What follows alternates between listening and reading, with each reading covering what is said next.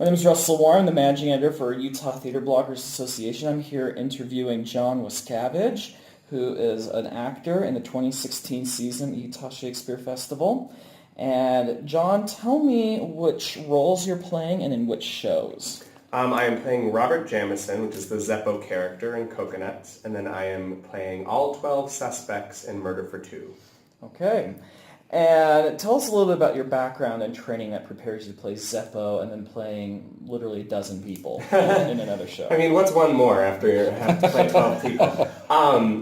I started doing theater when I was a teenager, and then I decided that I was going to study it, and so I went to college at Point Park University in Pittsburgh, Pennsylvania, studied in their conservatory program, and got my BFA for musical theater there. And then after some summer jobs, I moved right to the city, and I'm based out of New York now. Okay, cool. Murder for Two, you said that you play 12 characters, and there's a total number of 14 characters, right, but a cast of 2.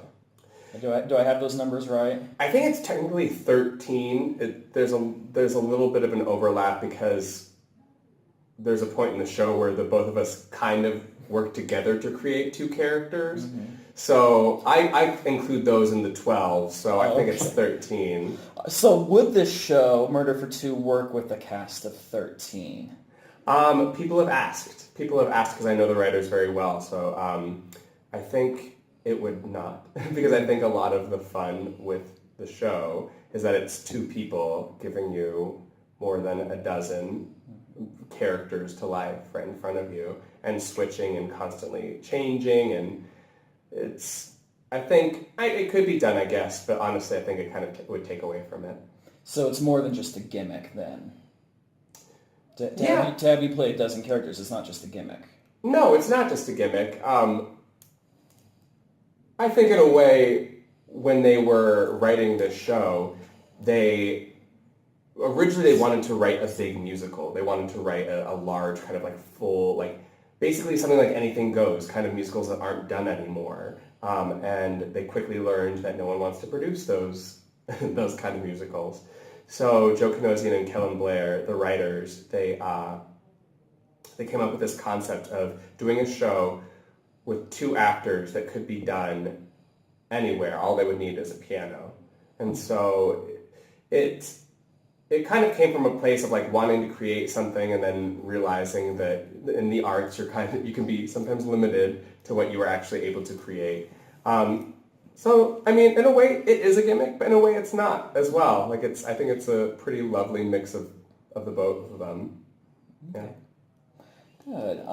Now, your other cast member is Paul Helm. He doesn't play nearly as many roles as you do. Lucky guy. But what's it like working intensely on a show with just one other actor? It requires a lot of focus. It requires a lot of trust. You have to feel really safe in the other person's hands. And when things go wrong, and they will, you have to realize, all right, this person has my back, and I'm going to have their back, and it's a team. So we were doing an actor seminar yesterday, and someone asked when the wedding was, and we at first thought they meant about the 2 of us, but they meant one of the female characters and the detective. But then I kind of thought, I was like, honestly, it is like you're kind of married to this other actor, because you will fight and you have disagreements, but you have a job to get done and you have to work together. So it's a lot of fun, and it is, it's like a marriage. So, my follow-up was going to be, have you built a bond with Paul? But it sounds like you've already answered that for me. Yeah, you totally. I've never done this show. He is the 7th detective that I've done this show with. And I don't think I've ever done the show with someone that I don't like or have not learned to like so much, because you have to really have a bond with that person. And when you say 7 detectives, do you mean 7 different productions, or have you done multiple productions with some people? The first 6 were all a part of when I was doing the tour. So And that includes when I was understudying, when I would go on with different ones, or when other understudies would go on when I would take over the role. So It was 6 mainly with this touring production, and then Paul just makes my 7th detective. So Okay, that's understandable. How is it different doing this show here in Cedar City compared to in a tour where you're traveling around, you have different facilities? yeah, I mean, what was nice was that we always we had an A version of our set and a B version of our set, so we always knew exactly what we were going to get. It was just that like some houses, they weren't tall enough to fit our big like back walls. So, but the main difference between that and this is that the show was always, even in any of the other licensed productions that have been done, which I believe were like Milwaukee, there was a licensed production, and there's another one going on at Weston Playhouse right now. They're always only ever done proscenium, and so this is the first time that the audience really gets to see so many different angles of Murder for Two and of the switches and of the characters. So it's super different here, but it's really cool, and the Ames is an awesome space for it. Yeah, because right now the Ames is configured to be tennis court seating, where half the audience is on one side and they're facing the other half of the audience on the other side. Has that changed the chemistry of the show, or the way the show feels to you? Yes, I think it honestly has allowed us to take our time with a little more moments, which I know probably sounds crazy because you just watch it, you're probably like, that was like a tornado or like a Tasmanian devil. But honestly, the show, from when I've done it, always just like clips along so quickly. It's kind of, actually, it's really similar, and they wrote it to be similar to a Marx Brothers show. You know, it's not always about the quality of the joke, it's about quantity, and so you just keep knocking them out of the park and seeing which ones stick. So the Ains, we kind of came in and we're like, all right, let's, like, I think if we move too quickly and if we don't really dig into some moments, only half the audience is going to get that, and that's unfair. So we really took our time to try to open it up to everyone. The Ames is a black box. It seats approximately 200 right now. Yes. Is that the smallest space you've ever done a show in, or is this about typical for Murder for Two? It's about typical. Oh, okay. Yeah, it's actually about very typical. The largest I ever played on tour was about 600, which they were very worried about, but worked very well. And I honestly don't think we've ever really gone under 200. So this is it's like a very standard size audience for this show. Interesting. You mentioned that in the tour that you've been an understudy. There was an understudy for the detective. I don't see understudy names in the program here at the Shakespeare Festival. How do you feel about that? I feel like I should not talk when I'm not doing the show. I feel like I should be on complete vocal rest. No, I honestly feel very fine about it. I mean, I know my body and I know my limitations, so I've done this show maybe through performances when maybe I shouldn't have, and maybe I should have called an understudy on.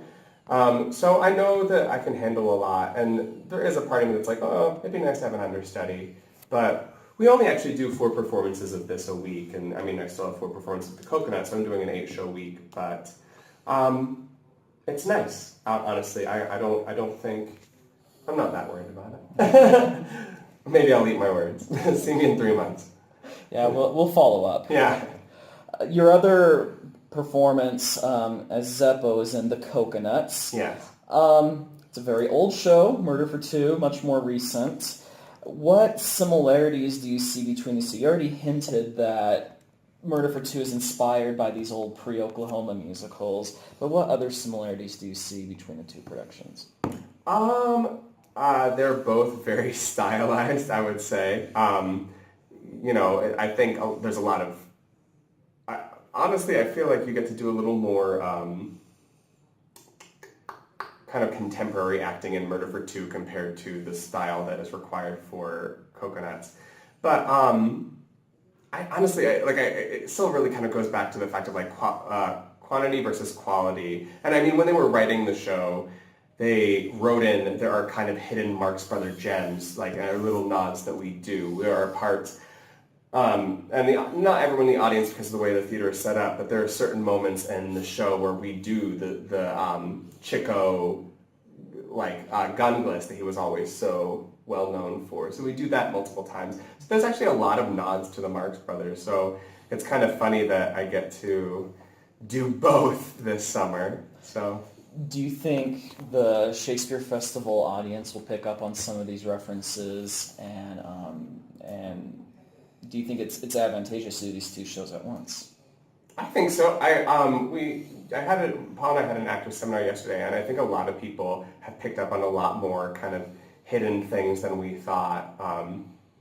So yeah, I think it's completely advantageous to see them both at the same time, especially if you love laughing. You're going to have a lot of fun in those two performances. So You've definitely had a lighthearted summer. yeah, it has not been as bloody as other people's. I mean, there's murder in this one, but no blood. So playing Zeppo, how much of that is an impersonation, and how much of that performance is your own creativity of creating a role? Zeppo in the movie of the Cocoanuts has about 2 lines. So the version of the Cocoanuts that we do is actually it's a mixture of 2 different characters, and so it's more of a what we brought to the table. I know that some people look at it as like, oh, he's not exactly the Zeppo character, and it's because I'm not. He just gets billed as the Zeppo character, because if I was a Zeppo character, I'd have a really easy job in that show. I'd say 2 lines in the first scene and I'd be done. So a lot of it is completely, it's not an impersonation. It's way more up to what the director and I created. Interesting. How is working at the festival different, not just from this tour on Murder for Two, but in other theater companies you've worked at that aren't tours? How is the Utah Shakespeare Festival different from those? It so much more so feels like a family reunion, I guess I would say. Because I feel like so many people have been coming here for years and years and years and years.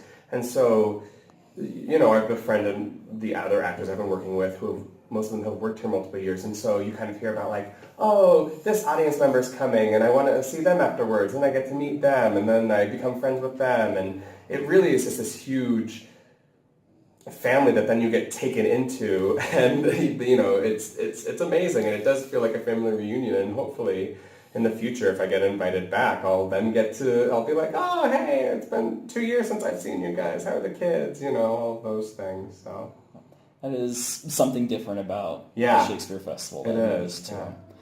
And of course, they've also opened up the building we're in now. This is the administration building we're filming in, but also the Ames itself. This is its first season, the Engelstad. What do you think of these new facilities? They are so beautiful. I actually, because of the way that rehearsals for Cocoanuts and Murder for Two went, I hadn't seen a show in Engelstad until last week. I finally got to see my first show. And I was just sitting there, and I know that proud isn't the right word, because I had nothing to do with these being built, but I was like, wow, I feel so proud to be a part of this year when these two amazing new facilities have been opened up. And I mean, the Shakespearean Village, it's so amazing to get to walk to work every day and walk through it, and it's beautiful, and it's very different from New York. And very different from New York, but in a great way. Do you have any last words about this season, or about the festival, or about Murder for Two, or the Coconuts specifically? Just come see it. Support live theater, support murder, support Coconuts, support laughter. That's about it. All right. Well, thank you very much, John. I appreciate your time. Yeah, sure thing. Thank you.